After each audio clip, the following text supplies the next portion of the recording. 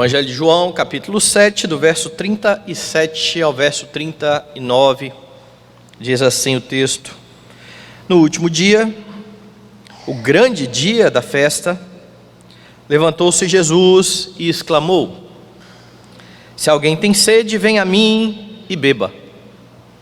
Quem crer em mim, como diz a Escritura, do seu interior fluirão rios de água viva.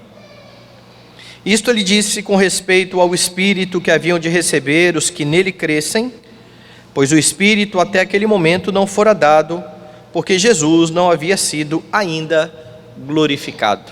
Vamos orar.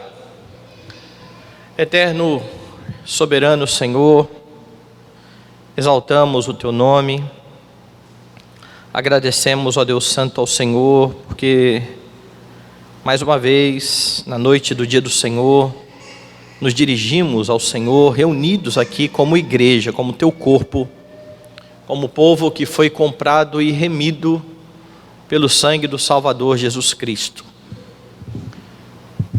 De escravos do pecado, passamos a servos da justiça, tendo nosso prazer no Senhor e na Tua palavra, palavra que foi lida e que será pregada neste momento. Que o Senhor dê a nós, ó Deus, graça e misericórdia, para que no poder do Teu Espírito, a pregação da palavra, Deus Santo, alcance o nosso coração e que o Senhor forge em nós o caráter de Cristo para a Tua glória. Leva o nosso pensamento cativo ao pensamento de Cristo e que nada venha a desviar a nossa atenção, ó Deus, da Tua voz. É a nossa oração em nome de Jesus. Amém.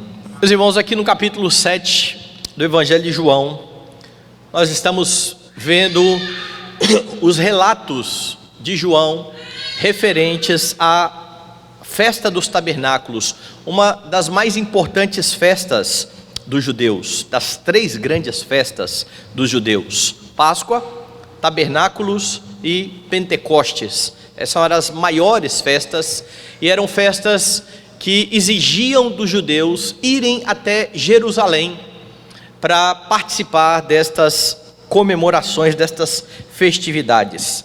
E se você lembrar o que João está dizendo aqui no capítulo de número 7, você vai pensar aí que Jesus foi à festa, mas ele foi em oculto, porque ele não queria confrontos desnecessários. Você olhar o verso 10, você vai lembrar que o texto diz: depois que seus irmãos subiram para a festa, então ele subiu também, não publicamente, mas em oculto. Lembre que os irmãos de Jesus haviam dito para ele o seguinte: se você quer ser conhecido, nenhum lugar melhor do que a festa dos tabernáculos. Está todo mundo na festa dos tabernáculos. Vá para lá, faça lá os seus sinais. Mas o texto diz que Jesus deixa os irmãos irem na frente. Ele vai em oculto, ele vai em obediência à santa convocação, mas ele não vai dando tanta bandeira assim no início. No versículo de número 14, João diz que já no meio da festa, Jesus subiu ao templo e se assentou para ensinar. Mais uma vez, o ensino de Jesus causou várias reações diferentes. Se você olhar, por exemplo, o verso 15, os judeus estão desprezando a Jesus, dizendo: como sabe este letras sem ter estudado? O que este homem está falando só pode ser mentira, porque ele não passou por nenhuma das escolas dos profetas. Não faz sentido crer no que ele está dizendo. Se você olhar um pouquinho mais à frente, no verso de número 25, você vai ver mais uma reação ao ensino de Jesus. Diziam alguns de Jerusalém: não é este aquele a quem procuram matar? Eis que ele fala abertamente e nada lhe dizem. Porventura reconhecem verdadeiramente as autoridades que esse é de fato o Cristo? E agora muitos estão aqui repreendendo os principais dos judeus, porque eles sabiam da trama para matar Jesus. Jesus está no templo, está ensinando, ninguém vai fazer nada não. Será que esse pessoal está de fato persuadido que ele é o Cristo? Mas houve outro tipo de público. No verso 31, contudo, muitos de entre a multidão creram nele e diziam: quando vier o Cristo, fará porventura maiores sinais do que este homem tem feito? Ou seja, muitos estão começando a considerar, olhando para a Escritura, a possibilidade daquele que apareceu fazendo tantos prodígios e sinais ser de fato o Messias anunciado. Esse tipo de reação levou novamente os homens a considerarem a possibilidade de matar Jesus. Se você olhar aí, os homens estão irados agora, a ponto de dois grupos rivais, nós vimos isso na semana passada, fariseus e saduceus, se unirem e enviarem guardas para prender o Senhor Jesus Cristo.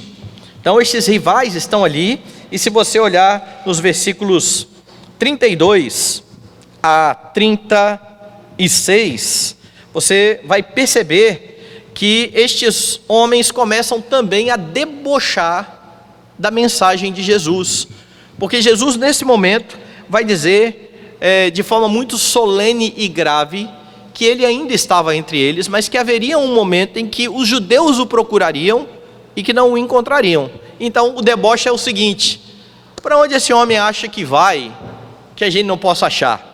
Será que ele quer ir para a dispersão, para o meio dos judeus que estão espalhados? E se os judeus que estão espalhados não aceitarem a mensagem dele, ele vai querer ir para o meio dos gregos? Isso é um deboche em relação às palavras do Senhor Jesus Cristo. Isso então vai até o verso de número 36. Então nós entramos no texto de hoje. Os 3 versículos que eu li hoje relatam o que ocorreu no final da festa. Então veja que o capítulo 7 começa relatando o início da festividade dos tabernáculos e vem chegando no final falando a respeito do último dia, diz aí no verso 37, o grande dia da festa.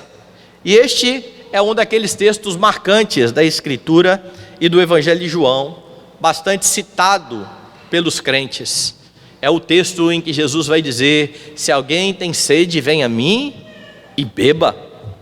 Nós vemos citações desse texto. Jesus está aqui proclamando mais uma vez o Evangelho, e você percebe nestes 3 versículos algumas verdades sobre a proclamação do Evangelho.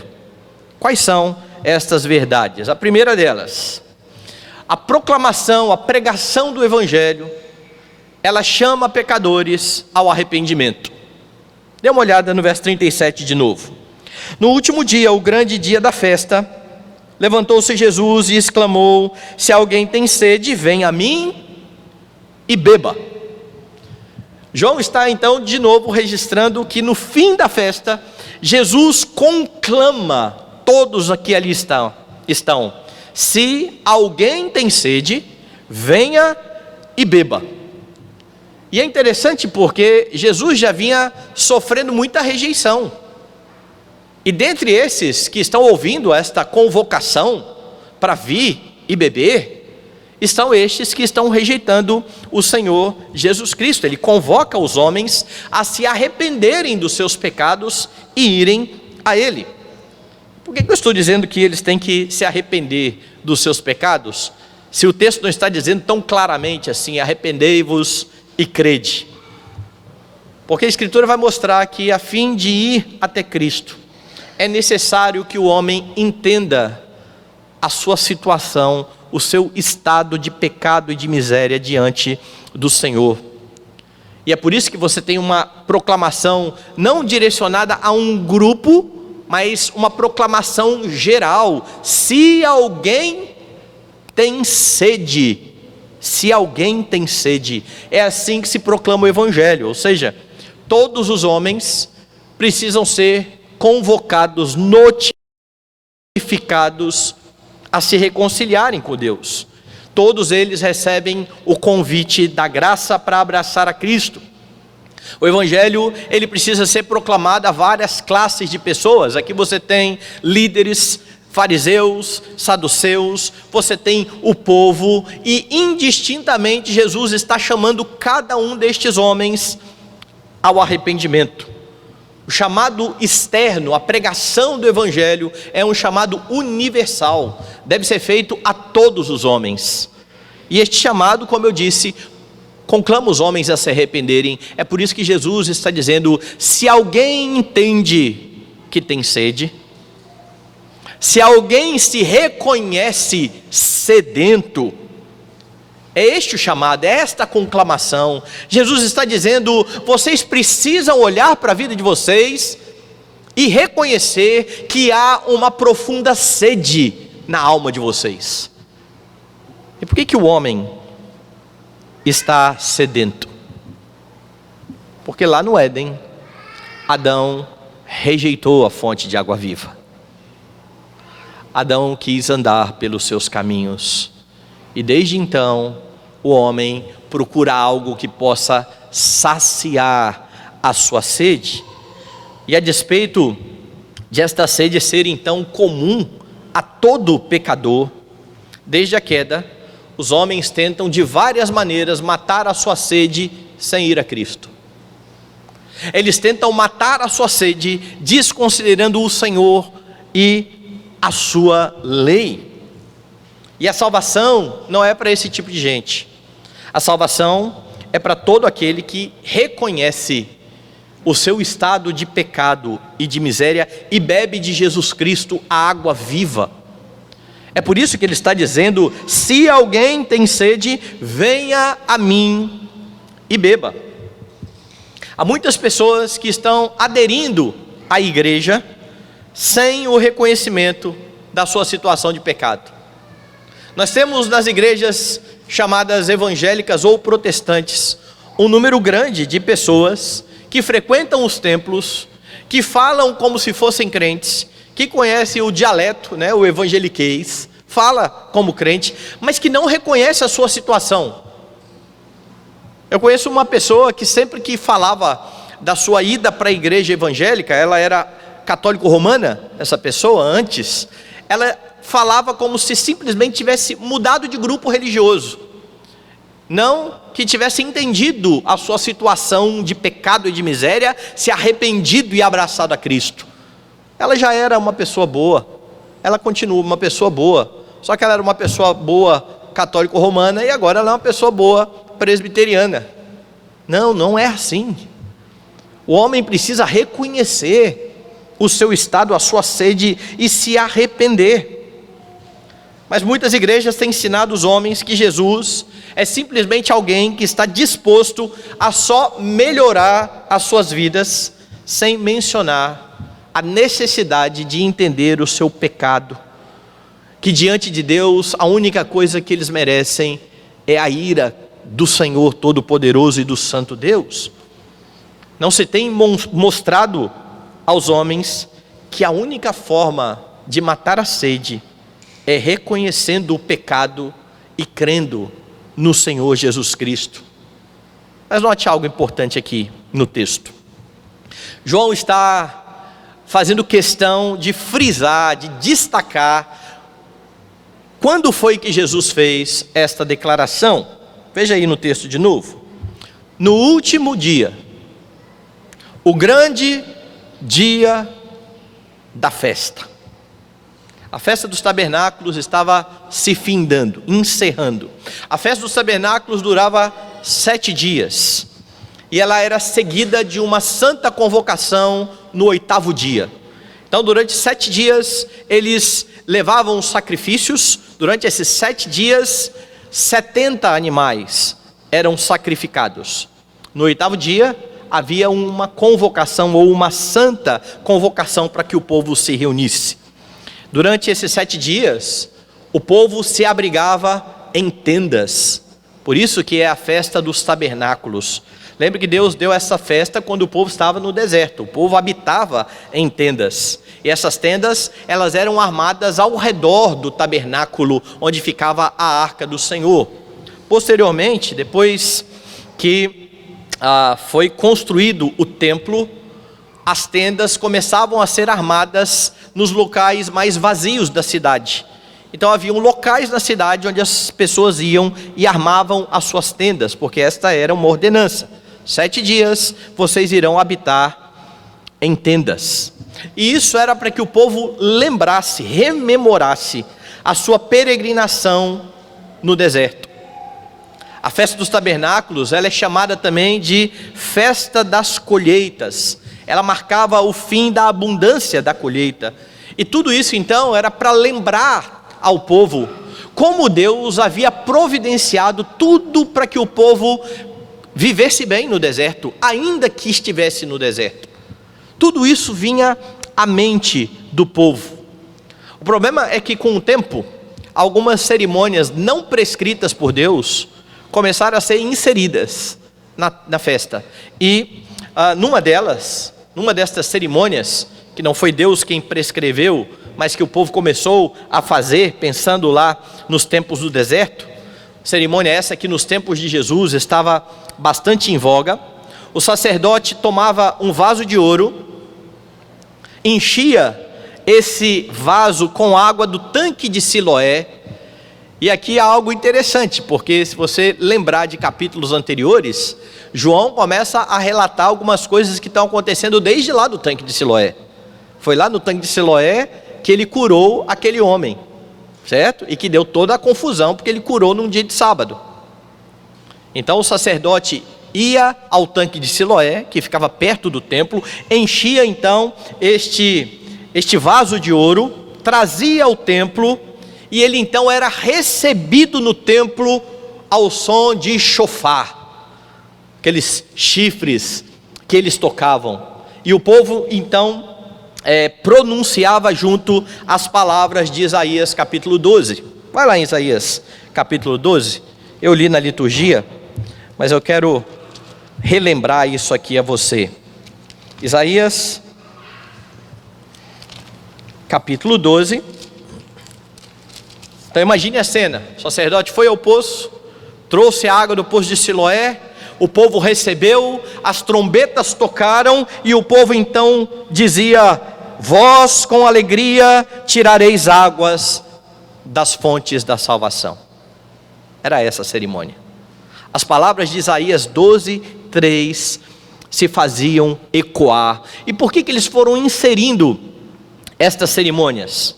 Porque estas cerimônias serviam também para lembrar o povo do cuidado de Deus no deserto. E há algo curioso no Evangelho de João. Se você olhar o livro de Êxodo e o Evangelho de João, você vai ver que João parece que aqui está seguindo exatamente a sequência de Êxodo. Porque se você for, por exemplo, em Êxodo capítulo 16, a história que está relatada lá no capítulo 16 é a história do maná. Deus deu àquele povo pão do céu. No capítulo 6 do Evangelho de João, Jesus se apresenta como o pão que desceu do céu. Eu sou o verdadeiro pão que desceu no céu. Se você voltar em Êxodo no capítulo 17, você vai ter o relato da água que saiu da rocha. E o povo bebeu da água que estava na rocha. E agora em João capítulo 7, no fim da festa e da cerimônia em que o sacerdote trazia a água lá do tanque de Siloé, Jesus se levanta e diz: eu sou a água, venha e beba. As figuras, as imagens de Jesus aqui são bem conhecidas do povo, fazem parte daquilo que o povo está continuamente fazendo todos os anos. Talvez, muitas vezes, ou para muitos deles, simplesmente de forma religiosa, como mais um rito que precisava ser feito, porque essa é a nossa tradição. Mas Jesus, no último dia em que tudo isso estava acontecendo, em que 7 dias o sacerdote fez a mesma coisa, se levanta e diz: venha a mim e beba. Então o Evangelho é um chamado a confiar naquele que tem sido anunciado lá no Antigo Testamento como a solução para a sede que foi causada pelo pecado. Deus matou fisicamente a sede desse povo no deserto, em algumas vezes. E Jesus está falando de uma sede ainda mais profunda. Você precisa entender a sua situação de pecado, abraçar Cristo para a redenção, para ser saciado. E se você está em Cristo, você precisa fazer como Cristo fez. Você precisa se levantar e proclamar aos sedentos que existe uma água que mata a sede, que você já experimentou dela, que você tem se saciado dela. A sua vida precisa ser uma demonstração de que Jesus Cristo é mesmo a água que mata a sede, para que você não venha a anunciar aos pecadores que eles têm um local onde matar a sede, mas ao olhar para você, eles vejam mais um sedento, mais alguém que está perdido, mais alguém que ainda não está saciado. A igreja é responsável por proclamar aos homens o seu estado e provar dessa água. Por quê? Porque a proclamação do Evangelho promete plena satisfação em Jesus Cristo. Veja o verso seguinte, verso 38. Quem crê em mim, como diz a Escritura, do seu interior fluirão rios de água viva. Primeiro, Jesus se levanta e faz a declaração enfática: se alguém reconhece que é sedento, pode vir e beba, e matará a sua sede. E agora, então ele está dizendo que quem crê nele, como diz a Escritura, do seu interior fluirão rios de água viva. Como eu disse, a festa lembrava os benefícios de Deus durante a peregrinação. Deus proveu pão, Deus providenciou água para o povo. E os judeus celebravam as festas de acordo com a lei, muitas vezes tentando satisfazer a sua alma com o cumprimento da lei. Lembra daquele jovem que se apresenta diante de Jesus: bom mestre, o que eu vou fazer de bom para herdar a vida eterna? Jesus, conhecendo aquele jovem, disse: cumpra os mandamentos. Mas eu já faço isso. Porque era assim que o judeu olhava para a lei, de uma forma de fato legalista, achando que cumprindo a lei eles obteriam salvação. Então, quando eles reuniam e faziam as festas, muitas vezes eles procuravam na própria celebração, no próprio rito, algo que satisfizesse a sua alma. E Jesus está mostrando: não é o rito que satisfaz, não é a cerimônia que satisfaz. O que satisfaz a alma é aquele que é anunciado na cerimônia. O que satisfaz a alma é aquele que é proclamado nas festas. Esse é que satisfaz a alma. É por isso que eu falo, vez por outra, dos sacramentos. O sacramento sem Cristo é lanche. É lanche. Comer pão e beber o vinho, sem discernir o corpo, sem entender, é lanche. E é comer para condenação, como diz Paulo. A água do batismo sem Cristo é no máximo um trote. Molhou a pessoa. Não é o batismo quem salva, não é a ceia quem salva, não são as festas que salvavam e que traziam satisfação.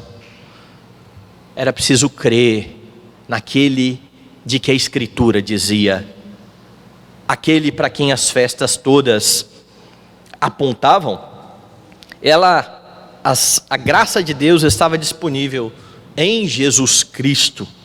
É como se Jesus estivesse dizendo assim: tudo o que vocês celebram, toda a esperança no Deus que continua de fato a suprir a carência do pecador, tudo isso aponta para mim. Bebam de mim, venham a mim. Então, se você entende que você é um sedento, beba da minha água, satisfaça-se em mim. E o resultado de se ir a Jesus Cristo é uma alma satisfeita, saciada. O sedento que crê que todas as profecias da Escritura sobre a água viva, e são várias delas, apontam para Cristo, este irá saciar a sua sede, e do seu interior, diz Jesus, fluirão rios de água viva. O Espírito Santo que habita no que crê, veja aí no verso 39, Jesus vai falar exatamente do Espírito Santo. Isto ele disse com respeito ao Espírito que haviam de receber os que nele crescem. Então o Espírito que habita naquele que crê, traz salvação, muda o coração de pedra, e dá um coração de carne, e agora o rio de água viva flui do coração do crente, ou da alma do crente. Não é sem razão que quando você lê Provérbios, você tem a exortação de tudo o que se deve guardar, guarda o seu coração, porque é do coração que procedem as fontes da vida. E aqui Jesus então está falando que quem se alimenta dele, do seu interior fluirão as fontes de água viva. A ideia então do texto, conforme Calvino, é de que aqueles que creem não terão falta das bênçãos espirituais, porque o Espírito Santo tanto salva o pecador, quanto santifica o pecador. É um ato de salvação e é uma contínua salvação a cada dia, fazendo com que o pecador se transforme à semelhança do Senhor Jesus Cristo. Essa é a obra do Espírito Santo na vida dos crentes. E estas bênçãos, por procederem do Espírito Santo, elas não se esgotam. Por isso então, quem crê em mim, como diz a Escritura, do seu interior fluirão rios de água viva, não irá parar de fluir. Lembre que capítulos atrás Jesus já tinha dito à samaritana que, diferente da água que mata a sede física, a água que ele tem para dar é uma fonte a jorrar para a vida eterna. Ela continua jorrando para a vida eterna. Então quem toma dessa água não tem mais sede, está saciado. Se você está em Cristo, você deve então estar plenamente satisfeito nele. Por que então muitos crentes estão por vezes irritados, desesperançosos? Por que muitas vezes os crentes vivem a reclamar, a murmurar, se Jesus foi bem categórico dizendo que ele sacia a sede? Isso ocorre, meus irmãos, porque em vez de matar a sede em Cristo, observando a sua palavra, participando dos sacramentos, tendo comunhão com a igreja, orando, muitos vivem buscando satisfação na água suja desse mundo. Acham que Jesus é bom para o domingo à noite e de manhã, para aqueles que vêm domingo de manhã e à noite. Pronto, Jesus é bom para o domingo. E segunda, o que vai encher o meu coração? O que vai me trazer alegria? O que vai motivar a minha vida? O que vai fazer com que eu me levante todos os dias para mais uma vez trabalhar, me relacionar com o meu cônjuge, com os meus filhos, com aqueles que estão ao meu entorno? O que me faz viver? E muitos crentes deixam Cristo no domingo, na igreja, vão pensar nele só no outro domingo. Durante a semana, estão aí tentando buscar outras fontes para matar a sua sede. O problema é que essa água suja que o mundo oferece provoca uma sede ainda maior, porque quanto mais você tenta se satisfazer longe, fora de Jesus Cristo, mais sede você terá. Todas as vezes que você não se contentar em Cristo, ao buscar outras fontes, o resultado é uma tragédia. Porque não há nada que dará anseio à sua alma, exceto o seu Salvador. Não se deixe então enganar pelas filosofias humanas, porque há mesmo muitos crentes seduzidos pelas filosofias humanas, por aquilo que pensadores estão propondo como solução para este mundo, porque o que traz muitas vezes angústia à alma é olhar para esse mundo e ver que esse mundo está quebrado.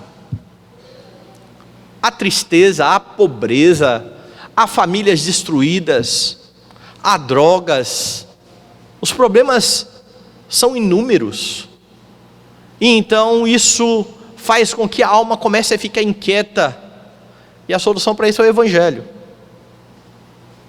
Mas o Evangelho é bom só para o domingo, eu preciso de outra forma. Então há o livro da moda, a filosofia da moda, que propõe a mudança da sociedade, as políticas que aparecem, e os crentes começam a abraçar estas coisas, achando que agora vem a solução, agora as coisas vão melhorar. Cristo está de lado. O resultado é ruim. Porque se você não está satisfeito em Jesus Cristo, ainda que você tenha uma vida inteira sem nenhum problema, ainda que você tenha dinheiro à vontade para fazer o que você bem entender, na hora que você bem entender, ainda que você tenha uma saúde de ferro, não pegue nem gripe, você estará infeliz. Porque nada disso pode preencher o vazio e o anseio da alma. Mas há crentes de fato seduzidos por tudo o que os pensadores que não consideram a Cristo estão propondo, achando que eles vão fazer melhorar a situação econômica, social, que eles vão fazer com que os homens sejam aliviados. É Jesus Cristo quem faz isso, e é a igreja que proclama a isso. Então sacie-se com a palavra de Deus, porque para que você esteja satisfeito em Cristo, você precisa recorrer à palavra dele, e uma vez satisfeito em Cristo, use a palavra de Cristo para julgar aquilo que esse mundo está oferecendo aí como solução. Se você está enredado por filosofias anticristãs, se você está seduzido pelo discurso de pessoas que não temem a Deus, achando que são pessoas que vão solucionar a vida, das duas, uma: ou você tem deixado de lado a palavra de Cristo, ou você não conhece a Cristo. Não há outra possibilidade. Se você não conhece a Cristo, você precisa se arrepender dos seus pecados e ir à fonte de água viva. Se você conhece a Cristo e tem deixado de lado a palavra dele, você precisa se arrepender desse pecado. Você precisa encher o seu coração da Escritura, para que ela seja o seu guia para tudo aquilo que você pensa, sente, faz. Tudo aquilo que o crente faz precisa estar pautado na Escritura. Todas as suas escolhas na vida estão pautadas e devem estar pautadas na palavra de Deus. Porque quando você deixa tudo isso de lado, você está fadado a tristeza, desespero e desesperança. Então volte-se para Jesus Cristo. E como eu disse, a igreja é a responsável por proclamar aos sedentos que eles podem ser saciados, porque há mais uma verdade aqui sobre a proclamação do Evangelho. A proclamação do Evangelho, ela chama pecadores ao arrependimento, ela promete satisfação em Cristo. A proclamação do Evangelho chama pecadores para que eles sejam testemunhas do Senhor Jesus Cristo. Veja o último verso, verso 39. Isto ele disse com respeito ao Espírito que haviam de receber os que nele crescem, pois o Espírito até aquele momento não fora dado, porque Jesus não havia sido ainda glorificado. Então, além de ser saciado em Cristo, você também tem o privilégio de ser usado por Jesus Cristo para ser sua testemunha.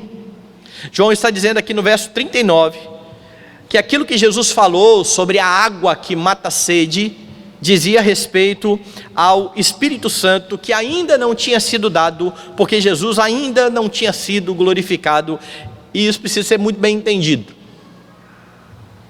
porque tem muita gente que acha que o Espírito Santo, até esse momento, era quase um personagem fantasma, que não aparecia mesmo em lugar nenhum, que não tinha atuação.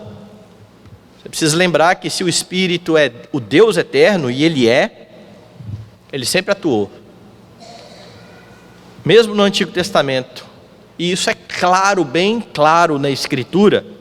Aqui mesmo no Evangelho de João, Jesus disse o seguinte no capítulo 3, para que alguém seja salvo, é preciso nascer da água e do Espírito. Jesus disse isso a Nicodemos. Bom, se o Espírito não atuava no Antigo Testamento, como é que foi que Abraão foi salvo? Sem ter nascido da água e do Espírito. Como é que Davi foi salvo sem ter nascido da água e do Espírito? Como é que todos os que foram salvos no Antigo Testamento, a igreja do Antigo Testamento, foi salva sem nascer da água e do Espírito? Então, o sentido aqui do texto é que agora você veria uma plenitude maior, uma atuação mais visível do Espírito Santo, mais abundante do que aquela que era vista no Antigo Testamento. E nessa atuação do Espírito na igreja, a fim de que os homens tenham poder para testemunhar. Não é esse o tema de Atos dos Apóstolos? E recebereis poder ao descer sobre vós o Espírito. Para que é esse poder? Sereis minhas testemunhas em Jerusalém, Judeia, Samaria e até a consumação dos séculos. Deus dá do seu Espírito para que a igreja testemunhe. E isso então concorda, meus irmãos, com aquilo que o versículo 38 está dizendo. Porque veja a sequência aqui. Quem crê em mim, como diz a Escritura, do seu interior fluirão rios de água viva. Jesus está dizendo que do interior dos crentes, a água viva irá fluir. O Espírito então sacia o crente e também capacita os crentes, concedendo o poder para eles proclamarem o Evangelho e ser bênção a outros. O chamado não é nunca um fim em si mesmo, para que você seja somente abençoado. Abraão foi chamado para ser abençoado, mas não só para isso, ele foi chamado para ser uma bênção a todas as famílias da terra, a todos aqueles que viessem a crer no Messias. Então há outra ideia, e há outro fator aqui ainda, que corrobora a ideia de que Jesus está falando daquele derramamento do Espírito na plenitude ali no Pentecostes. O que no texto aponta para isso? Eu falei das 3 grandes festas dos judeus. O que está acontecendo aqui é a festa dos tabernáculos, certo? Mas havia a festa da Páscoa e a festa de Pentecostes. A festa de Pentecostes, 50 dias após a Páscoa, por isso Pentecostes, de penta, certo? 50 dias. O que no texto pode corroborar a ideia de que Jesus está falando sobre o Espírito que seria dado no Pentecostes depois da glorificação dele? Então, caminhe comigo aqui. Há dúvidas sobre os comentaristas bíblicos a respeito dessa expressão que está aí no verso 37. No último dia, o grande dia da festa. Qual é a dúvida? Alguns entendem que o último dia da festa, o grande dia da festa, que está sendo dito aqui, é o 7º dia, porque a festa dos tabernáculos, como eu disse no início, ela era uma convocação de 7 dias, no fim dos 7 dias, havia, depois da festa, um 8º dia. o dia da Santa Convocação, que era separado da festa, mas que com o tempo virou uma coisa só. A discussão é, Jesus está falando sobre o 7º dia, que era o último dia da cerimônia da água, ou ele está falando no 8º dia? A que se refere então o texto? Bom, abra aí a sua Bíblia, em Levítico capítulo 23. E atente para as normas de Deus quanto às festas. Levítico 23, o capítulo todo fala das festas solenes. Se você olhar a partir do verso 4, Páscoa, a partir do verso 9, primícias, a partir do verso 15, Pentecostes, a partir do verso 26, o dia da expiação, a partir do verso 33, a festa dos tabernáculos. Então dê uma olhada aí na festa dos tabernáculos, verso 33. Disse mais o Senhor a Moisés: fala aos filhos de Israel, dizendo: aos 15 dias deste mês 7º, será a festa dos tabernáculos ao Senhor por 7 dias. Ok? Agora vá lá no verso de número 39. Porém, aos 15 dias do mês 7º, quando tiverdes recolhido os produtos da terra, celebrareis a festa do Senhor por 7 dias. Ao 1º dia e também ao 8º dia haverá descanso solene. Então veja, a festa dos tabernáculos, 7 dias, seguido de um descanso solene. Mas o texto está dizendo que no começo da festa dos tabernáculos também havia um descanso solene. E entre estes 2 descansos solenes é que acontecia então a festa. Bom, numa semana normal, numa semana de 7 dias normal, o 7º dia é o dia de sábado. Hoje é o 1º dia da semana, certo? Domingo, é por isso que amanhã é segunda e depois terça. Então domingo é o 1º dia da semana, apesar de muitos acharem que o 1º dia da semana é segunda. Domingo é o 1º dia da semana. O 7º dia da semana é sábado. Então, se fosse a festa dos tabernáculos começando, hoje haveria uma convocação solene e durante 7 dias se celebraria a festa do tabernáculo, seguido de uma convocação no 8º dia. Bom, qual é o 8º dia? Qual é o dia depois do 7º dia? O domingo de novo. Então havia uma convocação no domingo, outra convocação no outro domingo. A festa está ocorrendo nesse meio do caminho, aqui. Qual é o dia que Jesus ressuscita? 8º dia, ou o 1º dia da semana. Qual é o dia em que o Espírito Santo desce? Lembra o nome da festa? Do Pentecostes, 50 dias depois da Páscoa. Então a festa do Pentecostes começava no 1º dia da semana, eram contadas 7 semanas. Então você tem de domingo a sábado 7 vezes. 7 vezes 7, 49. Para dar 50 você precisa de mais um dia. Então o 49 caía no sábado, o 50º dia era um domingo. 1º dia da semana, é o dia em que o Espírito Santo é dado pelo Senhor Jesus Cristo. Então eu creio que João está se referindo aqui ao último dia da festa, nesse 1º dia da semana. Num dia de domingo, Jesus se levanta anunciando que Ele é a fonte de água viva, que fluiria por meio do seu Espírito, que seria derramado também num domingo. E essas marcas mostram que aquilo que nós fazemos no dia do Senhor não é uma invenção e uma modificação sem um pensamento teológico por trás, mas é algo que nós entendemos que a Escritura já vem anunciando desde o Antigo Testamento. Porque se você olhar para outra festa que tem aqui em Levítico, que é a festa das primícias, você vai reparar que as primícias eram movidas pelo sacerdote também no 1º dia, depois do dia de sábado, ou seja, no 8º dia. E quando Paulo fala da ressurreição do Senhor Jesus Cristo, ele se refere exatamente a essa festa, quando ele diz que Jesus é a primícia dos que dormem.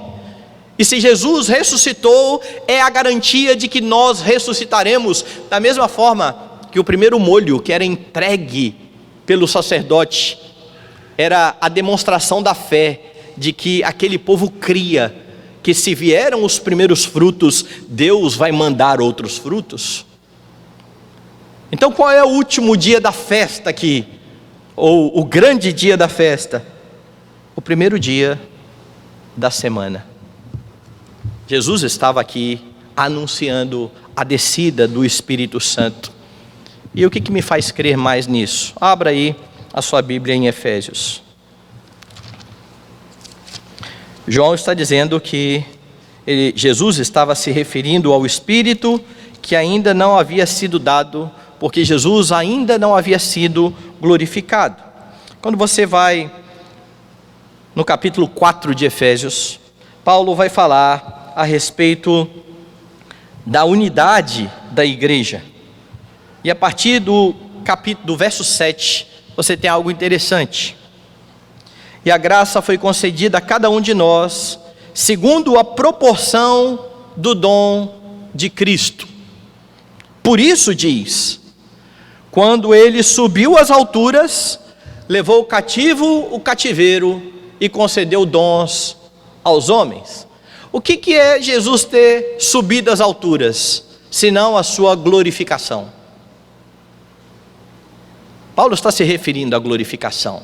Depois da glorificação, depois que ele subiu às alturas, ele levou cativo o cativeiro, concedeu dons aos homens. Como é que estes dons foram concedidos? Pelo Espírito. Os dons são dons do Espírito. Repare mais a leitura. Ora, que quer dizer subiu, senão que também havia descido até as regiões inferiores da terra?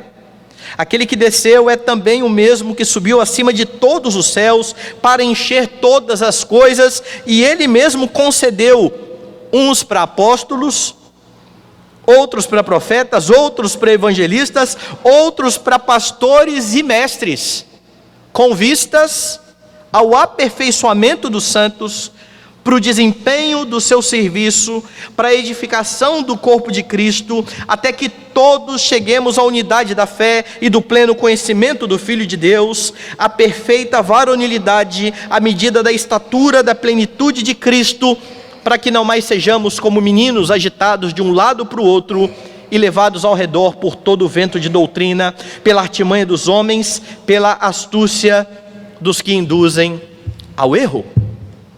A ideia então aqui é que Jesus ascendeu aos céus, enviou o seu Espírito, esse Espírito concedeu dons à igreja, a igreja agora é edificada e ela é capacitada a proclamar o Evangelho da salvação, dizendo: aqui tem água que mata a sede. Mas ela precisa estar firmada na doutrina dos apóstolos, que é dada pelo mesmo Espírito. E é desta forma então que a água viva fluiria para outros, para gente de toda tribo, língua, povo e nação, conforme aquela promessa dada a Abraão, de ser bênção a todas as famílias da terra. Então, para mim não há dúvidas, o dia em que Jesus se levanta, o grande dia da festa, é o dia da Santa Convocação, é o 8º dia, e ele está dizendo que o Espírito vem, para que a sua igreja seja capacitada a proclamar a outros esta mensagem da água que mata a sede. O Espírito de Cristo, meus irmãos, tem dado a cada um de vocês um novo coração. Ele convenceu do pecado, da justiça e do juízo. Ele ilumina a sua mente para que você entenda o Evangelho. Ele também capacita você a ser uma testemunha de Cristo. Aquilo que você experimentou, da água que você bebeu, você precisa dar testemunho. E aqui está então a garantia do sucesso da igreja na proclamação do Evangelho. O Espírito Santo foi dado, ele capacita os crentes. O rio que começa a fluir ali no Pentecostes, ele não para de fluir. Você não precisa ficar pedindo toda hora para Deus dar de novo o Espírito, porque o Espírito foi dado à igreja. Tem uma música antiga, quando eu fui para a igreja, o pessoal cantava muito essa música. Espírito, Espírito, que desce como fogo, vem como em Pentecostes e enche-me de novo. Isso é heresia sem tamanho. Porque quando você canta Espírito, vem de novo, igual o Senhor, você vê em Pentecostes, é o equivalente a dizer: Jesus, morra de novo. Jesus, ressuscite de novo. Jesus, suba aos céus de novo. Porque a descida do Espírito do Pentecoste é só mais uma etapa do plano da redenção sendo cumprida. E cada uma delas se cumpriu de uma vez por todas, não se repete mais. Você não precisa ficar clamando por aquilo que você já tem. Deus deu o seu Espírito à igreja, e a ordem é que você se encha desse Espírito que você já tem, por meio dos meios de graça que Ele tem concedido. A garantia então que nós teremos sucesso no avanço missionário é que o Espírito foi dado. A garantia de que Jesus apresentará a sua igreja sem mácula e nem ruga no dia final é a ação do Espírito Santo, dotando a igreja para que haja conhecimento do Redentor, dando a ela pastores e mestres, para que ela seja instruída na Escritura. Você que em outro tempo estava fora do pacto, você foi trazido pelo Espírito de Jesus, você é satisfeito pela obra do Espírito, você é usado como testemunha de Jesus Cristo. Não desperdice esse grande privilégio, não negligencie essa grande responsabilidade. Você foi chamado para ser saciado pela água da vida, e ao ser saciado, ser bênção a outros, oferecendo desta mesma água. O texto então mostra como que é a proclamação do Evangelho. A proclamação do Evangelho chama pecadores ao arrependimento, ou seja, o homem precisa reconhecer que ele tem sede, ele precisa beber da água viva que é Jesus Cristo. A proclamação do Evangelho promete plena satisfação em Cristo. Jesus salva pecadores, Jesus os sacia. Em Cristo há verdadeiro contentamento. Então, se você tem estado descontente e buscado outras fontes, você precisa buscar Cristo. Você precisa rever onde é que está o seu coração e o que é que você tem buscado. A proclamação do Evangelho chama pecadores a serem testemunhas. De inimigo do Senhor, você passou a ser um embaixador do Senhor, porque as bênçãos do Senhor fluem por meio da sua igreja.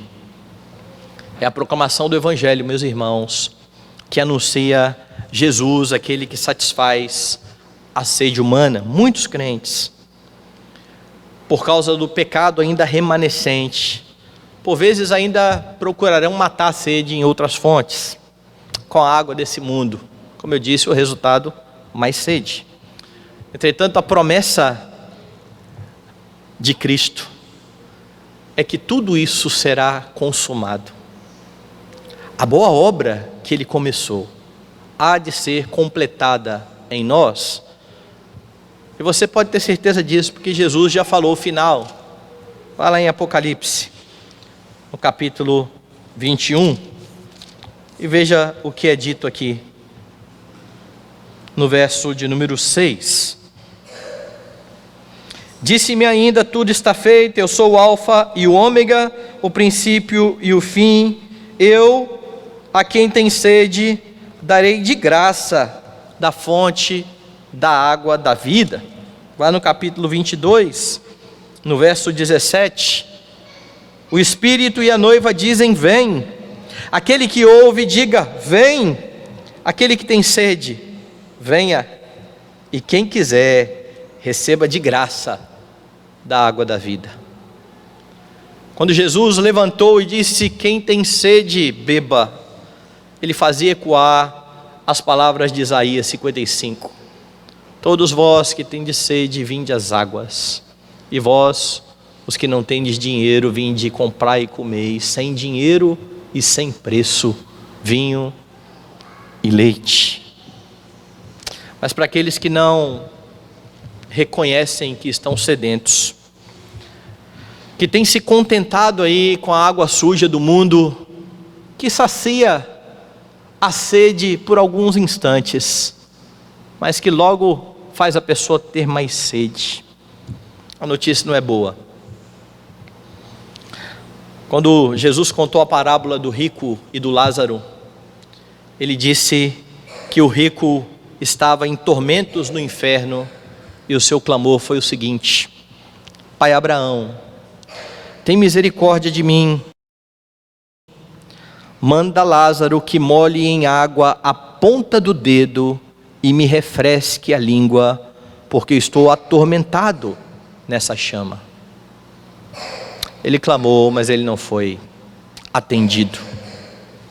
Sem Jesus, meus irmãos, a eternidade será completa sequidão e desespero. Não há mais provisão de água viva para aqueles que são lançados no fogo eterno. Então, se você está nesta noite conosco e ainda não fez isso, reconheça a sua sede, abrace a Cristo. Ele pode matar eternamente a sua sede.